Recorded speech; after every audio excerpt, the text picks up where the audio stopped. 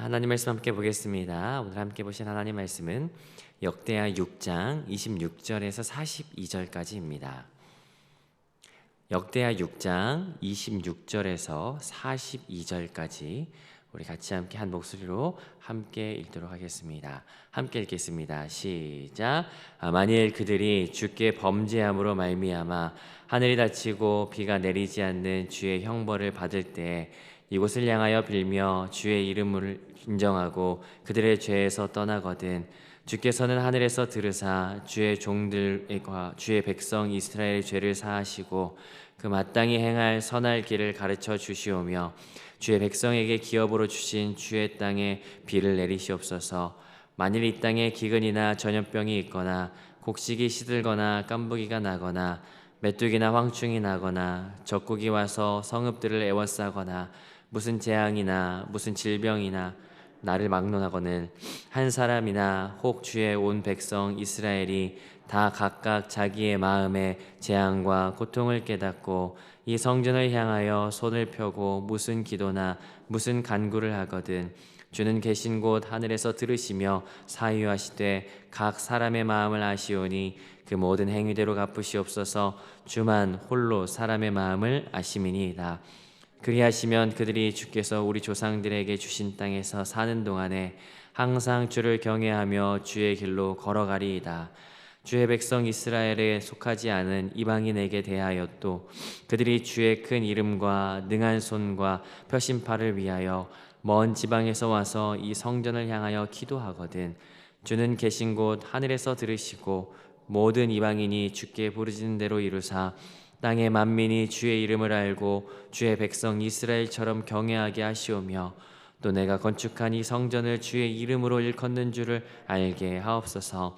주의 백성이 그 적국과 더불어 싸우고자 하여 주께서 보내신 길로 나갈 때 그들이 주께서 택하신 이 성과 내가 주의 이름을 위하여 건축한 성전 있는 쪽을 향하여 주께 기도하거든 주는 하늘에서 그들의 기도와 간구를 들으시고 그들의 일을 돌보시옵소서.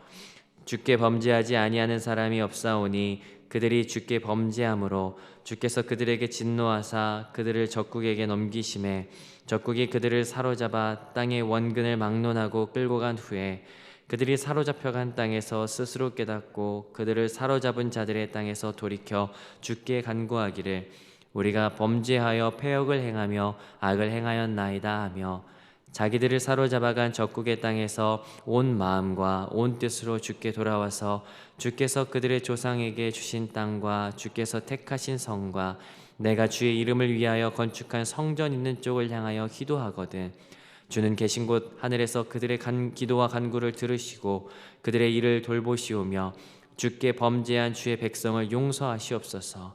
나의 하나님이여 이제 이곳에서 하는 기도에 눈을 드시고 귀를 기울이소서. 여호와 하나님이여 일어나 들어가사 주의 능력의 괴와 함께 주의 평안한 처소에 계시옵소서. 여호와 하나님이여 원하옵건대 주의 제사장들에게 구원을 입게 하시고 또 주의 성도들에게 은혜를 기뻐하게 하옵소서.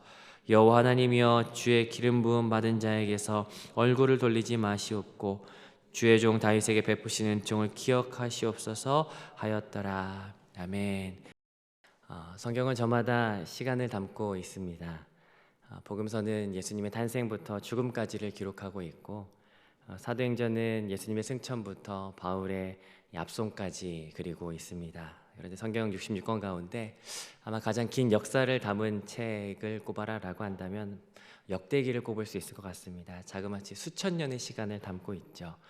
역대상 1장부터 9장까지는 수천 년에 달하는 아담부터 포로기 시대까지를 총망라하고 있고요. 역대상 10장부터 29장까지는 40년에 걸친 다윗의 이야기를 담고 있습니다. 역대하 1장부터 9장까지도 그 이후에 40년에 걸친 솔로몬의 이야기를 담고 있죠. 그리고 역대하 마지막 부분 10장부터 36장까지는 400년에 걸친 이 분열 왕국에 대한 이야기를 담고 있습니다. 결국 이 역대 상하를 이렇게 보게 되면 주목하고자 하는 내용은 분명합니다. 이 다윗과 솔로몬에 해당하는 이 중심 80년이 어떻게 보내지는가에 주목하고 있는 것이죠. 그 가운데 후반부 40년인 솔로몬 이야기를 같이 함께 살펴보고 있습니다. 솔로몬 이야기는 역대하 1장부터 9장까지 총 9장으로 구성되어져 있습니다. 처음 부분이 1장부터 2장까지로 볼 수 있고요. 그리고 결론 부분을 8장부터 9장까지로 볼 수 있습니다. 그리고 이 사이 3장부터 7장까지는 이 솔로몬이 어떤 일을 했냐 이거 적혀 있는데, 이 사이에 있는 3장부터 7장까지의 내용 딱 두 가지 이야기하고 있습니다. 성전 건축과 성전 봉헌이죠. 그리고 오늘 우리는 같이 함께 보는 말씀 6장에 있는 성전 봉헌식에 대한 내용을 같이 함께 살펴보는 중입니다. 성전 봉헌식은 여러분 같이 함께 묵상해서 아시다시피 잔치나 축제가 아니라 하나님 앞에 예배하고 경배하는 시간들로 가득 채워졌던 것 보게 됩니다. 그리고 그 봉헌식의 가장 마지막에서 솔로몬이 성전뜰에 있는 이 단상에 올라가 거기 무릎 꿇고 손 들고 기도하는 내용이 오늘 이 가운데 들어가 있습니다. 7가지 기도를 쏟아 놓는데요. 오늘 본문은 26절부터 42절까지로서 7가지 간구 가운데 3번째부터 7번째 간구가 들어가고 있습니다. 어떤 기도가 들어가는지 우리 간략하게 한번 살펴보고 싶습니다. 먼저 첫 번째, 두 번째 간구는 어제 22절부터 25절까지 들어갔고, 오늘 26절부터는 두 번째 간구가 들어가는데, 어떤 간구인지 같이 한번 26절 읽어보도록 하겠습니다. 함께 읽습니다. 시작. 만일 그들이 주께 범죄함으로 말미암아 하늘이 닫히고 비가 내리지 않는 주의 형벌을 받을 때 이곳을 향하여 빌며 주의 이름을 인정하고 그들의 죄에서 떠나거든. 만약 범죄함으로써 비가 내리지 않는다면, 하나님께서는 신명기 11장 16절에서 17절까지의 말씀을 통해서 이미 말씀하셨습니다. 너희가 죄를 범할 때 내가 하늘을 닫고 땅이 솟아날 내리지 못하게 하겠다. 그러므로 이것은 아주 극심한 저주 가운데 하나인 것이죠. 그러나 솔로몬은 기도합니다. 하나님, 이곳을 향하여 우리가 기도할 때면 하나님께서 이 성전을 향해 기도하는 저희들의 기도를 들으시사 27절 뭐라고 합니까? 하늘에서 들으시고 비를 내려 주옵소서라고 이야기를 하죠. 28절도 이야기합니다. 네 번째인데요, 만일 이 땅에서 기근이나 전염병이 있거나 곡식에 깐부기나 메뚜기가 있거나 거기다가 적국이 성읍을 에워싸는 재앙이나 질병이나 여러 가지 고난과 고통과 재앙이 있을 때에, 그때 29절 중간에 보니까요, 성전을 향하여 손을 펴고 기도한다면, 30절 앞부분 같이 한번 읽어보지 않으시겠습니까? 함께 읽습니다. 시작. 주는 계신 곳 하늘에서 들으시며 사유하시되, 여기까지요. 주는 하늘에서 이때도 들어주옵소서. 특별히 사유라고 하는 말은 용서라고 하는 말이거든요.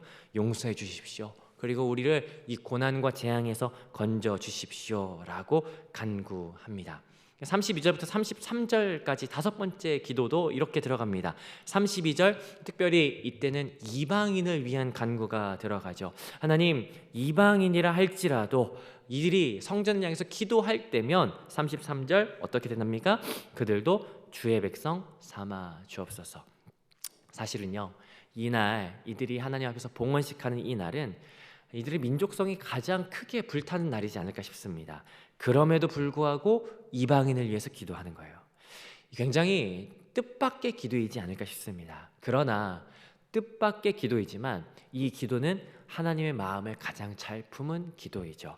왜냐하면 하나님께서는 이 민족들을 향하여 품으신 비전, 뜻 가운데 단지 이들만을 위하여 이들을 세우고자, 이들을 번영시키고자 이들을 복되게 하신 것이 아니라 세계와 열방을 향하여 하나님의 마음을, 하나님의 꿈을 갖고 계셨던 것을 우리가 이미 알고 있죠. 그러므로 솔로몬의 이 기도는 하나님의 마음을 잘 아는 기도였다라고 하는 것을 우리가 생각해 볼 수 있습니다. 그리고 나서 여섯 번째 34절부터 36절까지인데요. 34절 이렇게 보니까 주의 백성이 그의 적국과 싸우려 할 때 뭘 말하는 겁니까? 전쟁이 일어나려 할 때. 전쟁이 일어나려 할 때, 전쟁은 국가 안에 가장 큰 일입니다. 그러나 그때에도 34절 마지막에 있죠, 성전이 있는 쪽을 향하여 기도하거든. 이 성전을 향해 기도할 때면, 그렇다면 35절 같이 한번 읽어보겠습니다. 35절입니다. 시작.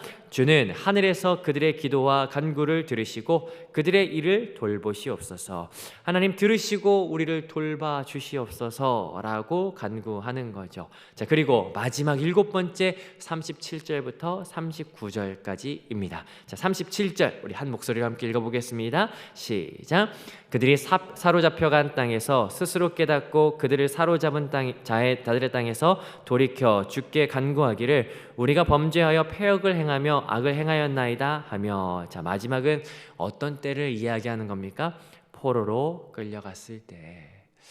세상에서 가장 극심한 고통에 해당하는 것은 나라가 멸망했을 때라고 이야기하더라고요. 그때 포로로 끌려갔을 때 가장 큰 슬픔과 가장 깊은 절망이 있었을 그때 38절 마지막입니다. 그 절망 가운데서도 그때 성전이 있는 쪽을 향하여 기도하거든. 여러분, 그래서 다니엘이요, 포로로 끌려간 포로지에서 하루에 3번씩 창문을 열어놓고 예루살렘 성전을 향하여 기도했죠. 이 기도 때문에 하나님, 우리가 사로잡혀 갔을 때 성전을 향하여 기도하거든. 그때 39절 같이 읽습니다. 시작. 주는 계신 곳 하늘에서 그들의 기도와 간구를 들으시고 그들의 일을 돌보시며 주께 범죄한 주의 백성을 용서하옵소서. 들으시고 주의 백성을 용서하여 주옵소서. 우리를 다시 돌아오게 하여 주옵소서라고 간구합니다. 여러분, 여기 이 7가지 기도를 솔로몬이 쏟아 놓습니다. 온 마음을 다하여 그가 무릎을 꿇고 두 손을 들어 기도하는 것이죠. 성전을 향할 때면 어떤 상황이든 어떤 문제든 하나님 응답하여 주시옵소서라고 그렇게 기도합니다. 그런데요, 성전뜰에서 그가 그렇게 기도할 때 이 기도가 마친 이후에 한 가지 사건이 발생합니다. 내일 본문인데요, 7장 1절인데 그 7장 1절 내용에 보니까 솔로몬이 이 기도를 마쳤을 때 하나님께서 하늘에 불을 내리셔서 그 불을 통하여 모든 번제물을 사르시고 그 성전 가운데 충만한 영광의 임재로 가득하셨다라고 성경은 기록하고 있죠. 마치 솔로몬의 이 기도 가운데 하나님께서 그렇게 말씀하시는 것 같습니다. 그래, 내가 그렇게 약속할게, 내가 그렇게 행할게 라고 하나님께서 말씀하시는 것 같죠. 여러분, 이것이 오늘 본문의 내용입니다. 그렇다면 여러분, 오늘 본문에서 우리가 찾게 되는 하나님은 어떤 분이십니까? 하나님은 우리가 성전을 향해 기도할 때 우리가 어떤 상황에 있든지 우리의 기도에 응답하는 분이십니다. 하나님은 우리의 기도에 응답하는 분이십니다. 우리가 잘 아는 예레미야 33장 3절에서 너는 내게 부르짖으라 내가 내게 응답하겠고 라고 말씀하시죠. 시편 91편 15절에서도 하나님께서는 우리를 향해 그렇게 말씀하세요.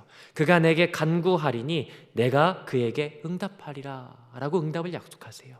시편 145편 18절에서도요, 여호와께서는 자기에게 간구하는 모든 자 곧 진실하게 간구하는 모든 자에게 가까이 하시도다. 이 가까이 하신다라고 하는 것은 어떤 의미입니까? 응답하시겠다라고 하는 의미이죠. 아멘입니다. 그래서 포로지에서 다니엘이 성전을 향해서 기도했습니다. 여러분, 혹시 그거 아십니까? 요나 선지자는 물고기 뱃속에서 죽을 수밖에 없었어요.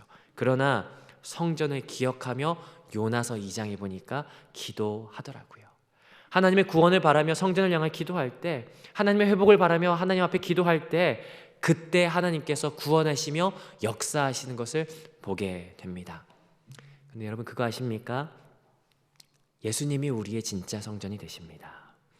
복음서는 예수님께서 이 땅에 오심을 헬라어 스케네라고 하는 단어를 써서 성막이 되어서 성전이 되어서 자기 땅에 우리 가운데 오셨다라고 말하고 있고, 요한계시록 21장은요, 요한계시록 21장 22절은 이렇게 이야기합니다.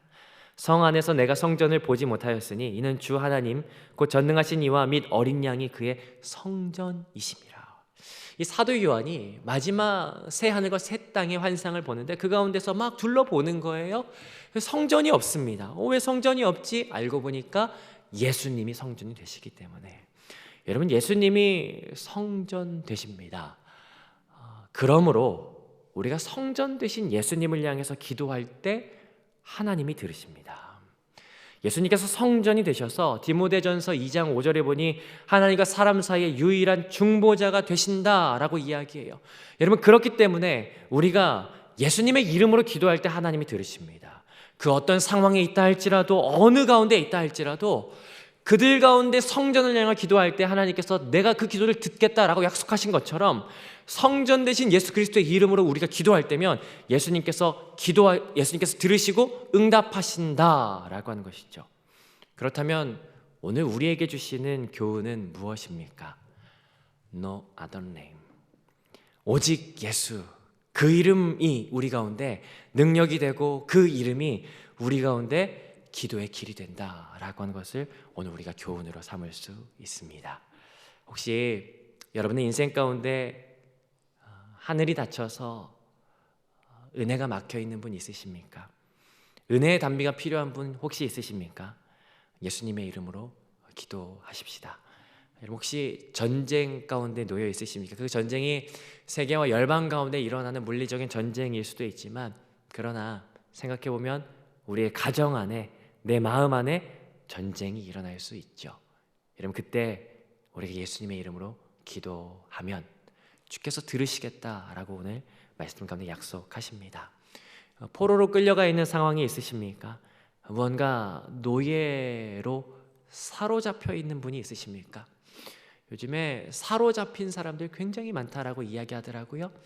더러는 도박에, 더러는 어떤 것들에, 더러는 여러 가지에 사로잡혀 있는 사람들 참 많답니다. 포로로 끌려가 있는 상황 가운데 하나님께서 오늘 약속하시는 것, 그 어떤 상황이라 할지라도 성전을 향하여 기도한다면 내가 응답하겠다라고 말씀하세요.